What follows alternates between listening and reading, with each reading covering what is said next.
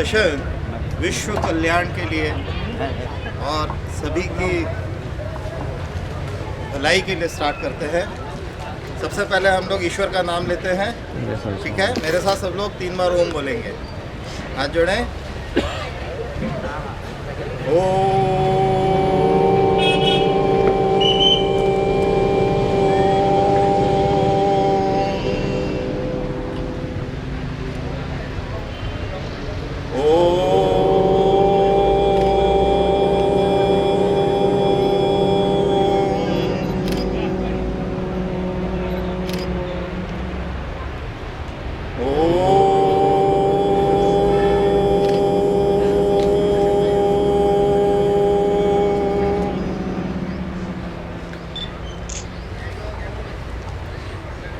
Technology नहीं है वो, उसका मतलब है टेक्नोलॉजी।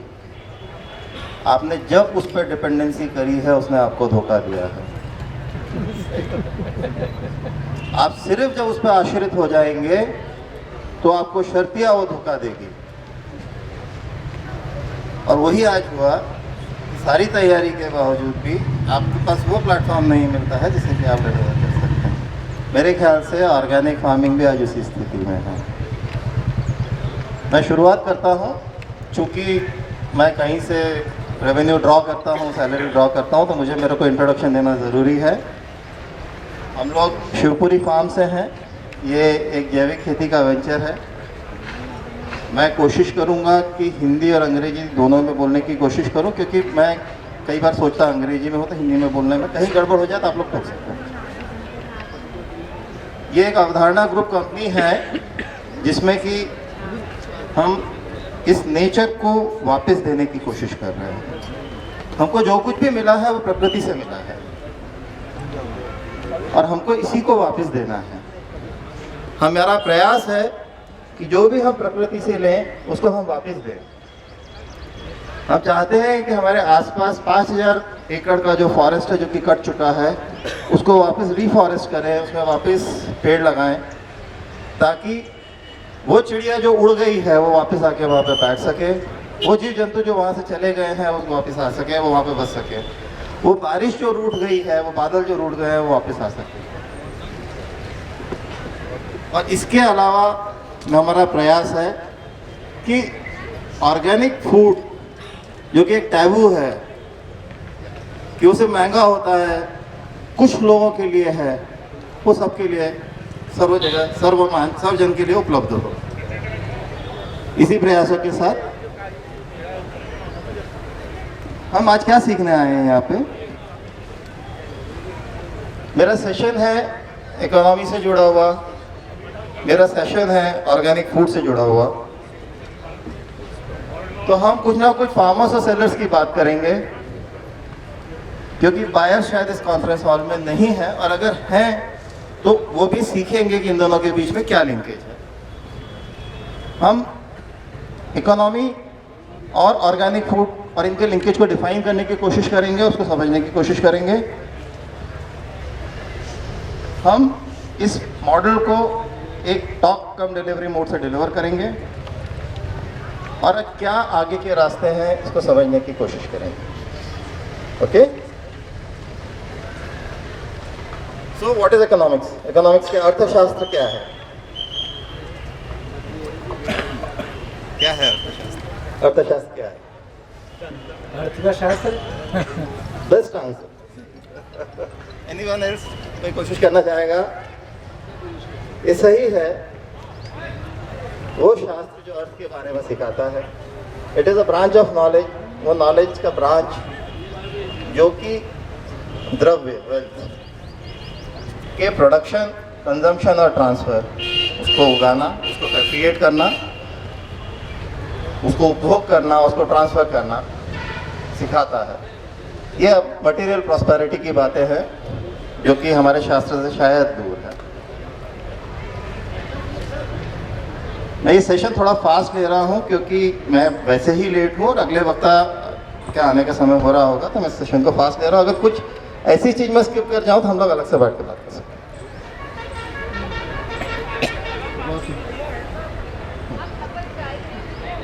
नहीं पढ़ा रहा हूँ।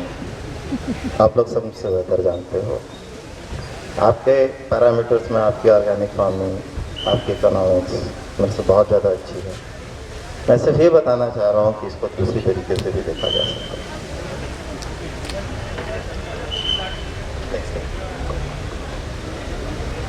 तो हमारा पहला ऑब्जेक्टिव होना चाहिए, हम कुछ चीज़ें अनलर्न करें ऑर्गेनिक फार्मिंग और इकोनॉमिक्स में। ऑर्गेनिक फार्मिंग, इकोनॉमिक्स, तीन चीज़ें हैं। इकोनॉमिक्स हमने समझ लिया, फार्मिंग तब खेती क्या होती है, खेती क्या होती है, प्रोड्यूस उगाया जा रहा है।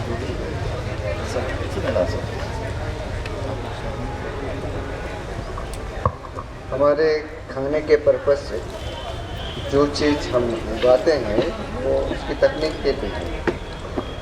Excellent answer. मगर खेती आजकल सिर्फ उगाने और खाने तक सीमित नहीं है। मैं बताना चाहूँगा कैसे। जो हम बिजली उगा रहे हैं या बिजली प्रोड्यूस कर रहे हैं वो विंड फार्म्स हैं। जो हम मोती पानी में बना रहे हैं या आर्टिफिशियल कल्चर कर रहे हैं वो फार्मिंग है, एक्वाकल्चर है। तो हम कई तरीके से फार्मिंग कर रहे हैं। मेरा ये कहना है कि let us unlearn. Farming is not only, मतलब खेती सिर्फ उगा के भोजन उगाने के लिए नहीं है। That is my first. हम आज एक प्रीमाइसिस में खड़े हैं जिसको एग्रीकल्चर कॉलेज कहते हैं। इंदौर का, मतलब स्टेट का सबसे पुराना कॉलेज इसमें से एक है। और इस कॉलेज में हम ऑर्गेनिक फार्मिंग की बात कर रहे हैं, जहाँ पे सारे वैज्ञानिक हैं। सबको मेरा हाथ जोड़ के क्षमा, मगर हम उस जगह पे खड़े होकर ऑर्गेनिक फार्मिंग की बात कर रहे हैं जिसमें सिखाया जाता है कि केमिकल से ही चीज़ें उगती हैं, टेस्ट से ही सॉइल के बारे में पता पड़ता है। ये अचीवमेंट है ऑर्गेनिक फार्मिंग का, जहाँ तक हम पहुँच गए हैं। मैं किसी का भी अनादर नहीं करूँगा और अभी से क्षमा प्रार्थना करता हूँ। मेरी पूरी बात सुनिएगा, फिर समझिएगा मैं क्या कहना चाह रहा हूँ।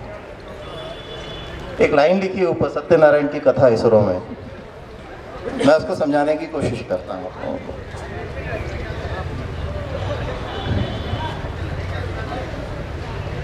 हम लोगों ने सब ने गाय का वो जो गौ कृपा वाला द्रव्य है वो लिया है। हम लोगों ने जितने भी यहाँ फार्मर्स हैं, दो कम्युनिटी में मान रहा हूँ, एक ट्रेडर्स की, एक फार्मर्स की, जितने भी फार्मर्स हैं उन्होंने कहीं ना कहीं उसको यूज़ भी किया है। एटलीस्ट ये नहीं तो वेस्ट डिकम्पोजर यूज़ किया है या जीवामृत यूज़ किया है। हम लोगों ने सबने यूज़ किया है। मैं जब कल बैठा था यहाँ सुन रहा था तो मैं खुद भी यूज़ करता हूँ, मतलब डिस्क्लेमर सबसे पहले कि मैं सबसे पहले यूज़ करने वाला हूँ मैं से, और मैं बहुत खुश हूँ उससे। मगर हम क्या कह रहे हैं, जड़ में डालिए जड़ अच्छी हो जाएगी, फूल पे डालिए फूल अच्छा हो जाएगा, कीड़े पे डालिए कीड़ा भाग जाएगा, यही कहना चाह रहे हैं ना। ये एक तरीके से इसरो में सत्यनारायण की कथा है जहाँ पे प्रसाद बट रहा है। आप प्रसाद ले लीजिए, आपका आदमी चांद पे पहुँच जाएगा। हम एग्रीकल्चर कॉलेज में ये बात कर रहे हैं। इसका मतलब ये है कि ऑर्गेनिक फार्मिंग में दम है, अदरवाइज हमको कोई इतनी कैपेसिटी नहीं देता कि हम यहाँ खड़े हो सकें।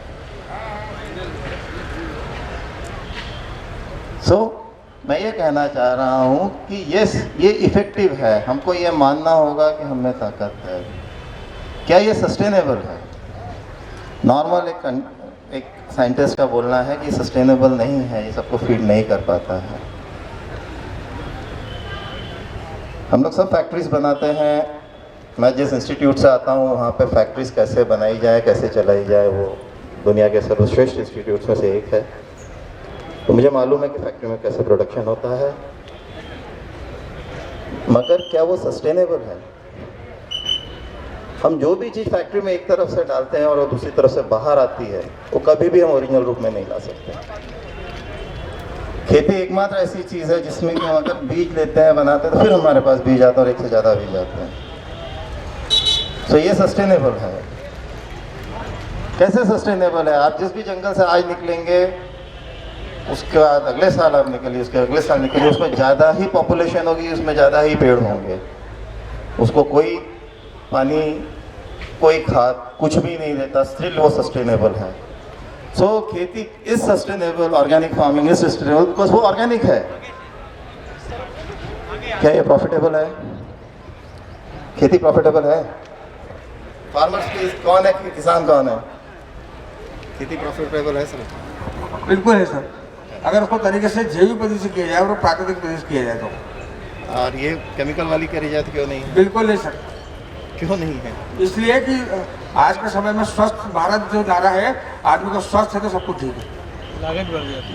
लागत बढ़ जाती है।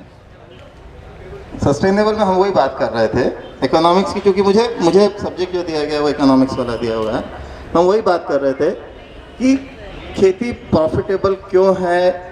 ये मेरा एक डिफरेंट लेवल पे एक लेक्चर होता है जिसमें कि मैं बताता हूँ कि आपको खेती पे जाना चाहिए। मैं खुद खेती नहीं कर पाता हूँ ढंग से, मैं खुद प्रॉफिटेबल खेती नहीं कर पाता हूँ, पर मैं ये बता जरूर सकता हूँ, क्योंकि एज अ कंसल्टेंट हम लोग को आदत हो जाती है दूसरों की घड़ी से देख के टाइम बताने की। तो मैं बताता हूँ, उसका कंसेप्ट बताता हूँ सिर्फ। एक मक्का, एक दाना हम बीजते हैं। ये योनो ने स्पॉन्सर किया है, स्टेट बैंक ऑफ इंडिया ने ये program. With due regards to State Bank of India, State Bank को पूरी इज्जत देते हुए, अगर मैं पैसा स्टेट बैंक में रखूँगा तो मुझे 6 से 8% ब्याज मिलेगा। मेरा 100 रुपया 106 108 साल भर में होगा, करेक्ट। अगर मैं स्टॉक मार्केट में लगाऊंगा, मैं फिर बोल रहा हूँ कि मेरा अगर आप बैकग्राउंड चेक करोगे तो मैं किसी इंस्टीट्यूट से आता है, मुझे सिखाया गया कि स्टॉक मार्केट में पैसा कैसे लगाना है। अगर मैं स्टॉक मार्केट में लगाऊंगा ये पैसा तो कितना होगा? क्या रिटर्न है स्टॉक मार्केट के? 18%, 20%, उससे ज़्यादा नहीं है। अगर आप पूरे समय देखेंगे तो 18-20% से ज़्यादा ये रिटर्न्स नहीं है। मैं इस कहानी को छोटी करता हूँ क्योंकि कहानी आपको सारे असेट क्लास पे मैं बता सकता हूँ, आप ज़मीन में लेंगे तो भी बता सकता हूँ। एक मक्के का दाना बोइए, 95 दिन में आपको वो 300 से 600 दाने देगा। ऐसा कौन सा असेट क्लास है जो कि 300, 3000, 30,000% आपको रिटर्न्स देगा 90 डेज, 3 महीने में? इसका मतलब है कि खेती किसी भी तरीके से नुकसान का धंधा नहीं हो सकती। हम मैनेज नहीं कर पा रहे हैं, हम जिस तरीके से कर रहे हैं वो गलत है। मेरा अर्निंग वाला पॉइंट वही है। मैं मुश्किल से 8 स्लाइड में पूरा प्रेजेंटेशन खत्म हो जाऊंगा, बोल रहे हैं तो प्लीज़ बोल दीजिएगा, मैं क्लोज कर दूँ।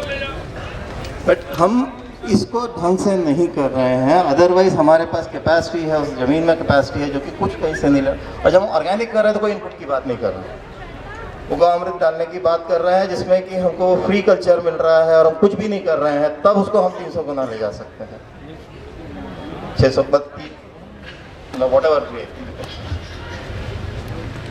तो it is profitable, it has to be profitable. ये फ़ायदेमंद होनी ही चाहिए। हम सब प्रण करें अपने बच्चों को, एक बार ये ऑप्शन जरूर देंगे। ये मेरा बेटा बैठा हुआ, मैं इसको भी ऑप्शन दूंगा। हम सब प्रण करें कि हम इसको एक ऑप्शन जरूर देंगे कि बेटा अगर तो खेती कर सकता तो खेती कर। कागजों पे वो प्रॉफिटेबल है। ये नई जनरेशन बैठी है, प्लीज़ बच्चों आप लोग एक बार जरूर ट्राई करना खेती एज एन ऑप्शन सोचने की। आप लेट आए, मैंने ये बताया है कि बैंक में पैसा रखेंगे तो 8% ब्याज मिलेगा। 100 रुपये का 108 होगा, मगर मक्के का एक दाना 90 दिन में 300 दाने हो जाते हैं। वो बिज़नेस कैसे लॉस का हो सकता है? ओवर द लॉन्ग पीरियड, मतलब मैं आइडियल स्टेज में बात कर रहा हूँ, ओवर द लॉन्ग पीरियड इतना रिटर्न्स नहीं मिलता है। सेकेंडली, हम ये सोच रहे हैं कि ऑर्गेनिक खेती जो है, अब मैंने फार्मर पॉइंट ऑफ व्यू से अभी तक बात करी, किसान के पॉइंट ऑफ व्यू से बात करी। अब मैं जो आखिरी वाला पॉइंट है वो सेलर्स, ट्रेडर्स के पॉइंट ऑफ व्यू से बोलना चाह रहा हूँ। मैं ये कहना चाह रहा हूँ कि हम मानते हैं कि खेती में बहुत ज़्यादा ऑर्गेनिक में हमारे पास मार्जिन्स है। हम ये मानते हैं कि 100 रुपये की चीज़ हमको 400 रुपये में बेचनी चाहिए, और हमको कस्टमर देगा क्योंकि डिमांड सप्लाई गैप इतना है। ये वाला पॉइंट मेरा ओरिजिनल है, अभी कहीं पब्लिश नहीं हुआ है, आप ध्यान दीजिएगा। स्वच्छ भारत में इंदौर में रोज का 50 टन ऑर्गेनिक खाद जनरेट हो रहा है। ये ऑर्गेनिक खाद जब गांव में, जब शहर को रखने को नहीं रहेगा तो कहाँ ले जाएगा? गांव की तरफ लेके जाएगा। और मैं एक शहर की बात कर रहा हूँ, तो आगे पीछे मजबूरी में सारी चीज़ें ऑर्गेनिक हो जाएंगी। आज जो किसान सोच रहा है कि उसके पास आर्बिट्राज है, आज जो किसान सोच रहा है कि उसके पास गैप है, वो गैप खत्म हो जाएगा। सभी को किसान करना पड़ेगा, मजबूरी है। अगर आप कचरा फेंकोगे तो अकेले ऑर्गेनिक खाद फेंक रहे होगे, उस पर तो आप कुछ नहीं डालेंगे ना। और ये अभी एक शहर का जो कि नंबर 1 है, अगर सारे शहर इस लेवल पे आ जाएंगे तो कितनी ऑर्गेनिक खाद हम जनरेट करेंगे, उसका क्या करेंगे? इनमें हमारी धरती की क्वालिटी, धरती माँ की क्वालिटी इंप्रूव होगी। मैं एक ऑर्गेनिक फार्मिंग को एक नए तरीके से एक बार डिफाइन करना चाहता हूँ आप सबके आशीर्वाद से। मैंने डिफाइन करना, एक हम लोग डेमोक्रेसी डिफाइन करते हैं, for the people, by the people, of the people, Abraham Lincoln की तरफ से। मैं सारी चीज़ें, ये रिसर्च है, मैं इसका कोट, इसका रेफरेंस मैं आपको दे पाऊँगा। मैं कोशिश करूँ कि आप लोग इसको समझें कि हम ये जो कर रहे हैं, जो मैंने बोला प्रकृति को वापस देने का, ये सिर्फ शब्द नहीं है, मैं अपने जीवन को उसमें डालना चाहता हूँ। मेरा मिशन है ये कि मैं इसको प्रकृति को वापस करूँ चीज़ों को। तो ऑर्गेनिक फार्मिंग भी प्रकृति में है, प्रकृति के लिए है, प्रकृति के द्वारा है। मैं इसको स्किप कर रहा हूँ क्योंकि काफ़ी लंबा अपने आप में एक लेक्चर का स्लाइड है। हम इसको इस तरीके से करते हैं जिसमें कि हम किसी दूसरे का खाना छीनते नहीं हैं। जब मैं केमिकल डालता हूँ तो मैं सारी दवाइयाँ डाल के दूसरे का खाना छीन लेता हूँ, उसको मार डालता हूँ। जिस समय मैं ऑर्गेनिक फार्मिंग करता हूँ तो मैं उस चिड़िया को भी जिंदा रहने देता हूँ, उस कीड़े को भी जिंदा रहने देता हूँ जो उस फार्म पे है, और वो भोजन साइकिल पूरी होती है। तो मैं कभी भी ऑर्गेनिक फार्मिंग जो है उसको मैं ये बोलूँगा कि वो हम कभी भी किसी भी कीड़े से अपना खाना नहीं छीनते हैं, और हमको संस्कृति में ये नहीं सिखाया गया कि हम दूसरा का खाना छीनें।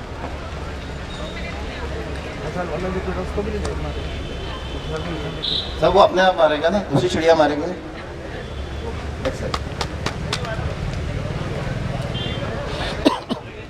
अब मैं थोड़ा सा सेलर्स पॉइंट ऑफ व्यू से बात करूं, क्योंकि क्या टाइम क्या हुआ सर, मैं इसको 15 मिनट में कंक्लूड करूंगा। इज इट ओके, है ना?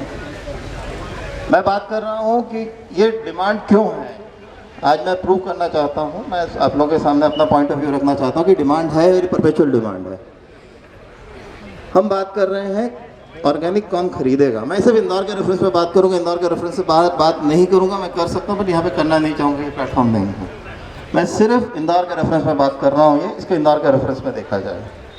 हम बात कर रहे हैं generation XYZ, X generation, Y generation Z। आप ये सोच लें कि जो बुजुर्ग नहीं है, अब मैं बुजुर्गों से माफ़ी मांगते हुए बोलूँगा कि 60 साल के प्लस नहीं है, उनके अलावा सारी जनरेशन जो है, और जो 15 साल की हो गई है, वो सारी जनरेशन XYZ जनरेशन में आती है टेक्निकल।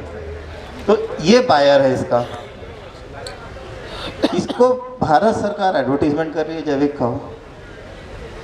यहाँ पे कोई भी ऑर्गेनिक सेलर अगर ये करने की कोशिश कर रहा है कि ऑर्गेनिक खाना चाहिए तो प्लीज़ मत करें, वो भारत सरकार कर रही है। हमको सिर्फ ये बताना है कि हम वहाँ पे हैं, आपके पास बाहर अपने यहाँ पर है। मैं बात कर रहा हूँ इंदौर की, जो पॉपुलेशन लिखी हुई है 3.27 मिलियन, 32 लाख लोग इंदौर में रहते हैं। ये मैं इंदौर की पॉपुलेशन की बात कर रहा हूँ। ये डेटा मैंने IIM इंदौर के एक स्टडी से उठाया हुआ है, उनकी अनुमति से। सॉरी,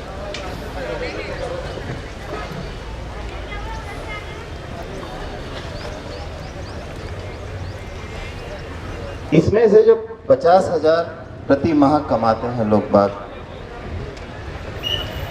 उनका अगर मैं हाउस होल्ड बनाऊँ, हाउस होल्ड मतलब 5 लोगों का एक घर, एक बेसिक थंब रूल है, 5 लोगों का एक घर माना जाएगा, और बस 6.55 मतलब 6,55,000 हाउस होल्ड हुए इंदौर में। मैं इंदौर की सिर्फ बात कर रहा हूँ, इंदौर के आसपास नहीं लिया मैं, ग्रेटर इंदौर। इनमें से 50% जो है वो मतलब 1.31 लाख, 1.31 लाख मतलब 1,31,000 परिवार ऐसे हैं जो कि महीने में 50,000 से ज़्यादा कमाते हैं। ये साइंटिफिक डेटा है, इसके रेफरेंसेस हैं। अगर हम ये माने, सिर्फ ये माने कि सिर्फ 15% लोग ही हमारे बोलने के बावजूद भी अच्छा खाने को तैयार होते हैं, सिर्फ 15%। तो ये 20,000 परिवार हो जाते हैं। क्या आज जितने भी एग्जिबिटर्स हैं, जैविक सेतु और जितने भी लोग यहाँ नहीं आए हैं, क्या वो 20,000 परिवारों को सतत ऑर्गेनिक फूड देने के लिए सक्षम हैं? So let us unlearn, कहीं कंपटीशन नहीं है इस ट्रेड में। ये ट्रेड नहीं है, ये कंपटीशन नहीं है, ये सिर्फ सेवा भाव है। हमको ऑर्गेनिक खाना है, हमको इच्छा होनी चाहिए कि हमको जहर मुक्त चीज़ खानी है, इसमें कहीं कंपटीशन नहीं है। इसका मतलब यह है कम से कम अगर एक अगर आउटलेट मान लीजिए 200 लोगों को भी करेगा तो कम से कम 100 से ज़्यादा मेजर प्लेयर्स चाहिए। किसान की बात नहीं कर रहा हूँ मैं, सेलर्स की बात कर रहा हूँ, एक्यूमुलेटर से। और वो हमारे पास नहीं है आज की तारीख में। हम फार्मर साइड के हिसाब से देखते हैं। मैं दो इसमें विषय को दो इसमें ले रहा हूँ क्योंकि मैं मान रहा हूँ, जैसे कल बोला गया था कि ये यहाँ पे फार्मर्स भी हैं और यहाँ पे सेलर्स भी हैं। फार्मर सेलर्स मीट है तो मैं दोनों तरफ से लेने की कोशिश कर रहा हूँ कि यहाँ पे जो फैमिली है वो अगर 10 किलो पर फैमिली पर वीक लेता है तो हमको पर एनम उतने सारे मीट्रिक टन जो है वो चाहिए। आज की तारीख में इसको उगाने के लिए 1000 से ज़्यादा ऑर्गेनिक फार्मर्स, बड़े फार्मर्स चाहिए। क्या इंदौर के आसपास इतने फार्मर्स हैं जो ऑर्गेनिक फार्मिंग कर रहे हैं? हम सब बोल रहे हैं कि हमने फार्मर्स ग्रुप बनाया है। With due regards to all my को पैनलिस्ट जो हमारे साथ हैं, जो पेयर ग्रुप हैं, तो हकीकत में ऐसा नहीं है। तो इसका मतलब ये है कि आज हम 400% से शॉर्ट हैं और ये हमेशा रहेंगे। ये अमेरिकन डेटा भी है, अमेरिका में भी सिर्फ 1% जो है वो ऑर्गेनिक सामान मिल रहा है उनको, और उनकी रिक्वायरमेंट जो है वो 5% है, जो कि बढ़ेगी ही। तो there is a gap of 4% या 400 गुना। ये हम बात कर रहे हैं जब पीछे बात की, पिछले वाली स्लाइड जब हम बात कर रहे थे कि ये हम 15% पे हैं, तब ये स्थिति है। हमको कोशिश करनी चाहिए कि 100% पे हो। क्यों नहीं 100% पे होना चाहिए? ये 100% पे हो सकता है, तब हम इससे 2500% हम पीछे हो जाएंगे। हम मक्के के दाने पे वापस आ रहे हैं, वही 300%, 3000%, 30,000। हार्डन, मेरा ये कहना है कि अगर हमको ग्रोथ बढ़ानी है तो हमको उतने एग्रीकल्चरिस्ट चाहिए है। यहाँ पे शॉर्ट सप्लाई है और हम बात कर रहे हैं जबकि सिर्फ 15% परिवार को हम टैप करने। हम मार्केट साइज जिसको हम बोलते हैं, मार्केट साइज इज़ ह्यूज। मैं मार्केट साइज की बात कर रहा हूँ, मैं बायर की बात नहीं कर रहा हूँ अब। सो मार्केट साइज जो है वो अलग होता है। हमारा सब गाड़ी चला सकते हैं, गाड़ी मैं नहीं खरीद सकता, आप खरीद सकते हैं। तो मार्केट है क्या मैं गाड़ी मेरे को नहीं चाहिए? नहीं, दैट्स रॉन्ग। ठीक है, मैं मार्केट साइज की बात कर रहा हूँ।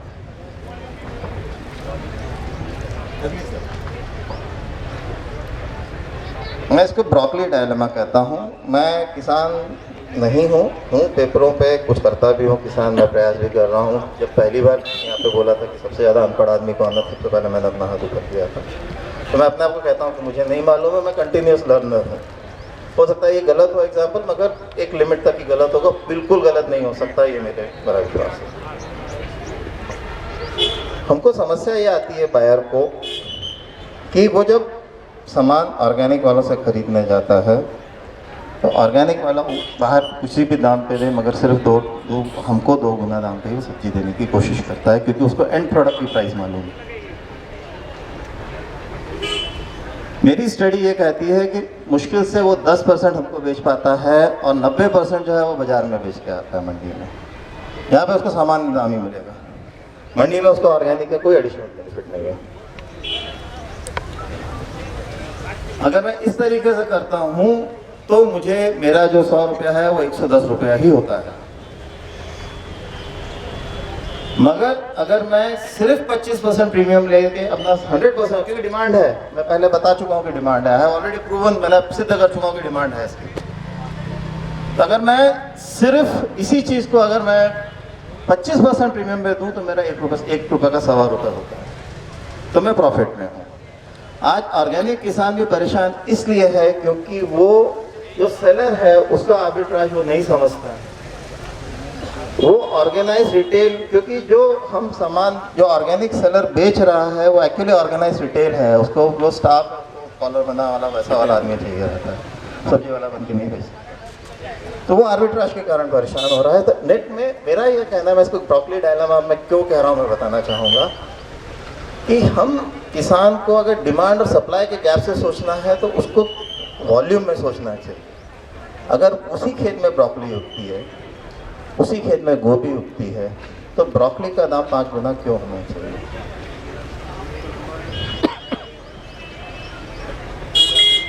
जिस दिन ये स्थिति एक हो जाएगी, मेरे ख्याल से ऑर्गेनिक किसानों की समस्या भी दूर हो जाएगी और ऑर्गेनिक खाने वालों की भी समस्या दूर हो जाएगी।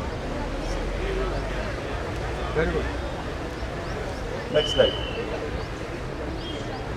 मैं यहाँ पे मैंने बोला था 15 मिनट में ख़त्म कर दूंगा। मैं अपनी बात का थोड़ा पक्का हूँ, ये पूरा पक्का हूँ, आप कह सकते हैं। तो हमने क्या सीखा आज? हमने सीखा कि डिमांड है, हमको कहीं से क्रिएट नहीं करनी, it already exist. There is an advertising, यहाँ पर एडवर्टीजमेंट भी है उस चीज़ का, रिक्वायरमेंट भी है, सब कुछ है, डिमांड है अपनी जगह पे।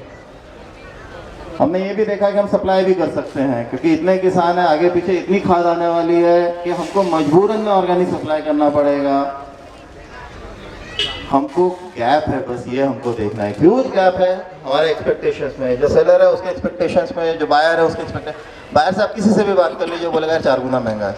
अब क्या आधे बायर आज इसलिए नहीं आए क्योंकि उनको ये लगता है 4 गुना महंगा, हमको बुद्धू बना देंगे आज और देंगे वही सामान्य खाना। मेरा ये कहना है कि अगर सामान्य भी ऑर्गेनिक है और उसी दाम में मिल रहा है तो बायर क्यों नहीं आएगा आपके पास? और जब वो ब्रोकली भी बिक सकती है और गोभी भी बिक सकती है उसी दाम पे और वहीं उगती है उसी क्वांटम में, तो हम क्यों उसको आर्बिट्राज क्रिएट करते हैं? हम क्यों उसका 4 गुना दाम रखने की कोशिश करते हैं? क्योंकि फार्मर को लगता है, फार्मर को इसी इंस्टीट्यूट में सिखाया गया है कि आपको अर्ली वैरायटी, लेट वैरायटी करके आपको मैक्सिमम प्रीमियम लेना है। वो खेती हम जब छोड़ रहे हैं तो हमको ये सोच भी छोड़नी पड़ेगी कि ये ब्रोकली के दाम ज़्यादा होते हैं और गोभी के दाम कम होते हैं। इसको मैं ब्रोकली डायलेमा बोलता हूँ। और इसलिए मैं कहता हूँ, मैंने शुरू से बोला कि मैं सिर्फ एथिकल बोलने के लिए आया हूँ यहाँ पे। मुझे पढ़ाया सिखाया कुछ और गया है, मैं उसके खिलाफ आया हूँ। मुझे यही बताया गया है कि जब डिमांड और सप्लाई में गैप हो तो जितने पैसे बना सको उतने पैसे बनाओ, और मैं ये बोलने आया हूँ कि ये गलत कर रहा हूँ। मुझसे शपथ ली गई है कि आपको ये सिखाना है और मैं शपथ को तोड़ के ये सिखा रहा हूँ। मेरा करबद्ध निवेदन है कि हमको एथिकल होना है, सबके लिए जगह होनी चाहिए इस कुटुंब में। हम वसुदेव कुटुंबकम में विश्वास करते हैं। उस कीड़े में कोई दोष नहीं है जिसको हम दवाई छिड़क के मार रहे हैं। वो एक किसी चिड़िया का भोजन है, उसके लिए भोजन रहने दी तभी वो चिड़िया वापस आएगी, अन्यथा वो चिड़िया वापस नहीं आ सकती।